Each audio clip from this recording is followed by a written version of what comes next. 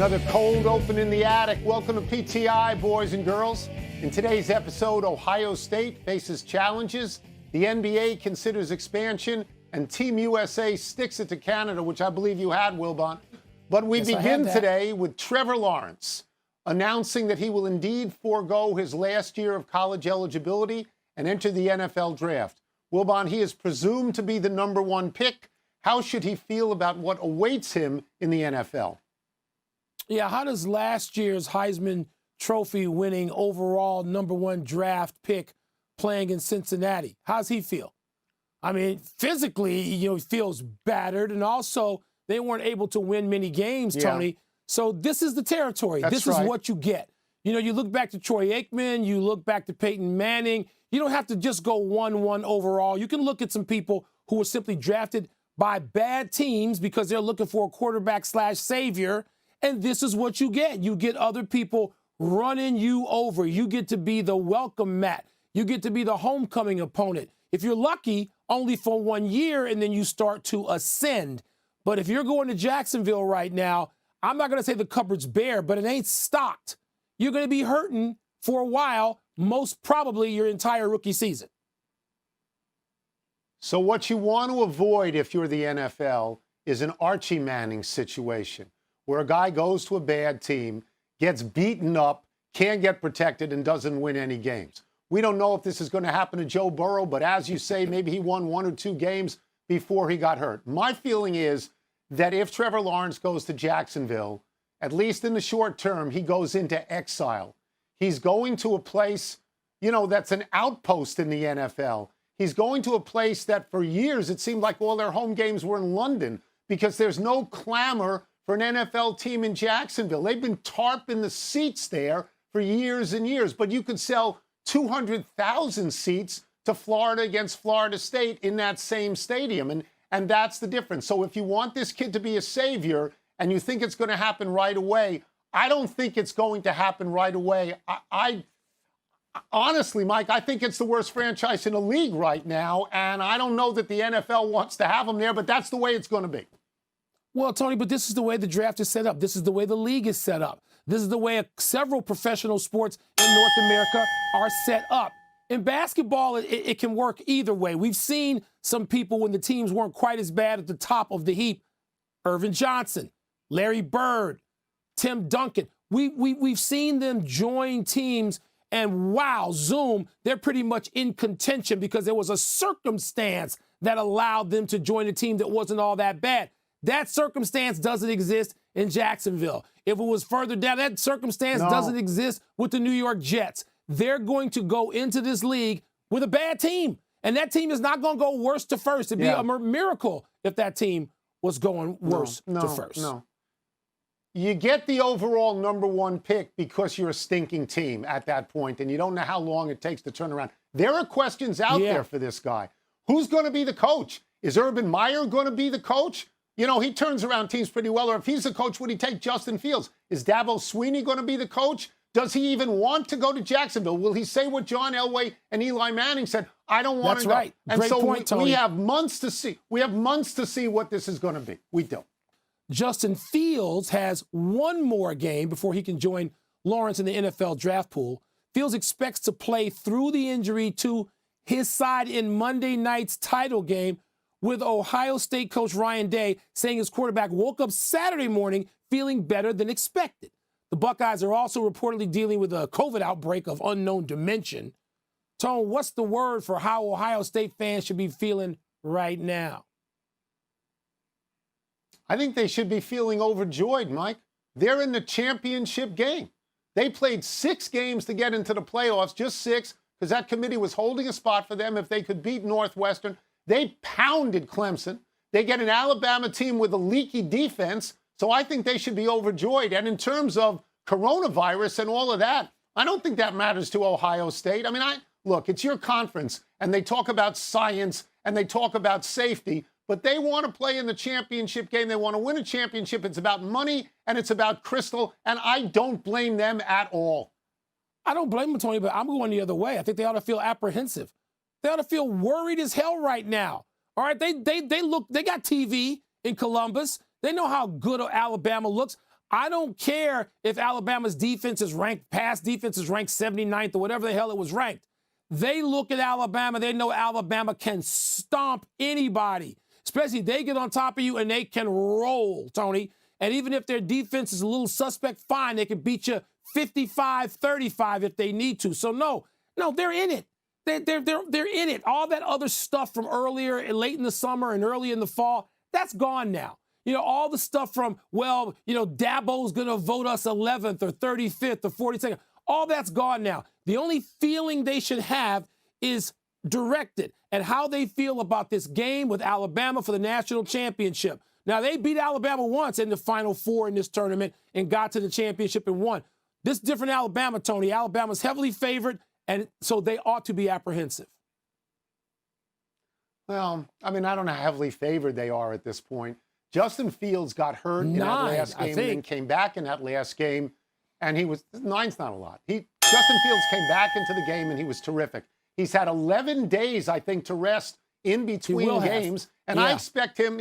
I expect him to do very well. What's interesting to me about this whole story is, if you remember, Mike, on Monday, this story was out in the wind, and we were wondering, are they going to postpone this? And I wondered by Wednesday, what was going to happen? Well, nothing is going to happen because they're going to play this game. And you know what, Mike? I'm going to watch it, and so are you. And I'm happy to watch it. The NBA currently has 30 teams. Adam Silver is thinking about going to 32 because expansion fees go directly to the owners. If 2 expansion teams come in for, say, $5 billion, every owner gets about $165 million. Who wouldn't do that? Even if it means 2 more teams that aren't competitive for a title. Wilbon, are you excited about NBA expansion? Part of it. I'm excited to see a team go back to Seattle because I was covering this league when we went to Seattle a lot. And it's one of the great cities in North America, in my top 3 or 4 personally. And the NBA should never have left Seattle over a stadium issue. You use your leverage, you do what you can. They remodeled once. I understand it wasn't enough. But to leave Vancouver and Seattle when everything else in the world, particularly technology, is moving northwest, and to just bail on those 2 cities, it's one of the few big NBA miscalculations and missteps of that time period. And that was under David Stern, who we all know did one hell of a job in every other conceivable way, but not that way. So there ought to be a team in Seattle. I don't particularly care where the other team goes. I know there's suggestions out there. Good. You can have 32. It's fine. But Seattle's what I'm excited about, and I'm excited for the people there who always embraced and loved their professional basketball. So I'm not going to rail against this kind of expansion. The NFL has 32 teams. When Seattle, as you mentioned, joins the NHL, they're going to have 32 teams. If the NBA wants 32 teams, fine. Look, owners need money too. If they can't bring fans in for 2 years, 2 seasons, they need to get some money. Players are going to be happy because it's more jobs, and they're going to get some money. So you're not going to catch me railing against it. The critical thing is, how did they disperse the players? The Vegas team in the NHL went to the finals the first year. And that's a good story, except if you're except if you're an owner who hadn't been in the finals in 15 to 20 years, and you're saying, how did they get in there? So there's got to be a better way, probably, of making the team pretty good, because you don't want it like the Mets. You don't want a team that stunk for 7 or 8 years. Not for $2.5 billion, which is an astronomical sum of money to me. $2.5 billion. It is, Tony, and so is $5 billion. And that's the number you divvy up and you get whatever you get. And teams get, approximately $160 million, whatever they get. But yes, Tony, that is how you recover from not having fans in the stands for as long as they've been absent in the NBA. We understand that, and the owners need that. Yes. What is it going to do to the product? I don't know what it'll do to the product. I hate to see the lessening. To me, an ideal number in any of these leagues would probably be like 24. With apologies to the players' unions for taking away jobs at that point. But I'm happy to see a team at least in Seattle, and I hope they get it right with the second team. Second team will probably go to Vegas because you want to make sure that free agents will come. One of the things that will happen is Carmelo Anthony gets 3 more years in the league, and Mike D'Antoni gets a spot as a head coach somewhere again. Let's take a break. Coming up, Tom Brady has a lot of pressure on his shoulders this Saturday. But does Josh Allen have even more? And would you rather be the Titans or the Ravens Sunday? Toss-up is next. Sorta, kinda. It's interesting to me. Who's going to buy these teams? Steve Ballmer already owns one team. Is he going to buy two more? There's billionaires, $2.5 billion is astonishing. There are plenty of billionaires now. Plenty of billionaires. What's better than a third straight day of mail time? A toss-up themed mail time. And let's get the first one from the host who is closest to the mailbox. I believe that would be me. Here we go, Mask Mike. up. Which quarterback has more pressure to win on Saturday, Josh Allen or Tom Brady? All right, let's just get one thing straight from the beginning here. There's no pressure on Tom Brady ever again to do anything. If Tom Brady loses, if Tom Brady goes out in the first quarter because he has a sneezing attack, what the hell's going to happen? Somebody going to go to his house and take some of the rings away that he's already won? Tom Brady doesn't have any pressure. If Tom Brady retired today, he's fine. He's going to have the gold jacket in Canton. Doesn't matter what Tom Brady does. The other guy hasn't won squadouche, as you used to say. This is his, I don't know, second playoff game, max third. He didn't win anything. So the pressure is on Jay Allen, not on TB12. There's no more pressure ever on Tom Brady. So this is very interesting to me that you would say that, because I look at it this way. Josh Allen hasn't won an important game in his life, and Tom Brady has 6 Super Bowl rings. So the obvious answer is yours. The pressure is on Josh Allen. But the correct answer is the pressure is on Tom Brady. Josh Allen is going to go out there against Indianapolis, a team they figure to beat because it's a dome team and it's going to be outdoors, but they have a good defense. So it would be understandable if Josh Allen was a little bit nervous. Tom Brady is going to play a team that's 7-9, that doesn't even belong in the playoffs. And Tom Brady is the GOAT. And he's the same Tom Brady that Chase Young says he wants a piece of, that got you so excited yesterday when you heard about that. If Tom Brady goes out to a 7-9 team, then everybody's going to say his season was a failure. And you, Michael Wilbon, you're going to laugh at him. If Josh Allen goes out, people go, so what, Josh Allen? That's why you've got your arguments so ridiculously reversed. My goodness. Tom Brady under pressure. Which team would you rather be on Sunday, the Ravens or the Titans? Tony, I think the Ravens, you talk about a team with a little bit of pressure. Even though the Ravens have won a couple of Super Bowls, there's still some pressure to me because this quarterback, Mr. Lamar Jackson, he hasn't won. He hasn't even won a playoff game. He hasn't even looked good in those playoff games.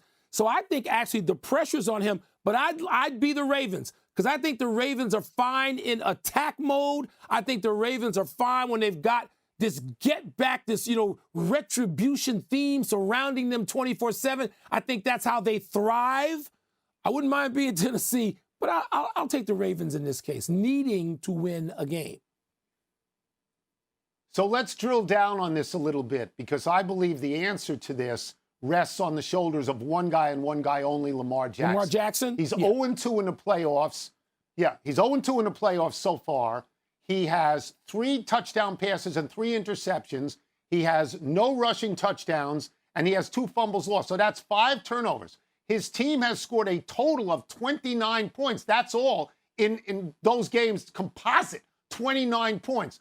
It's all attributable to him. It's all on his shoulders, and he was the MVP last year. I think if he plays well, they're going to win. We know what Tennessee is. They are a known commodity. They got a great running back. They got a very good quarterback, and they got a lousy defense. Let me check the numbers here. They are 24th in points allowed, and Baltimore is 7th in points scored. So that's the game. It's Lamar Jackson versus a bad defense. I personally, yes, I would rather be Baltimore. I would. That's it. Would be. Let's take one last break. Still to come, the Dolphins make a change that might help Tua.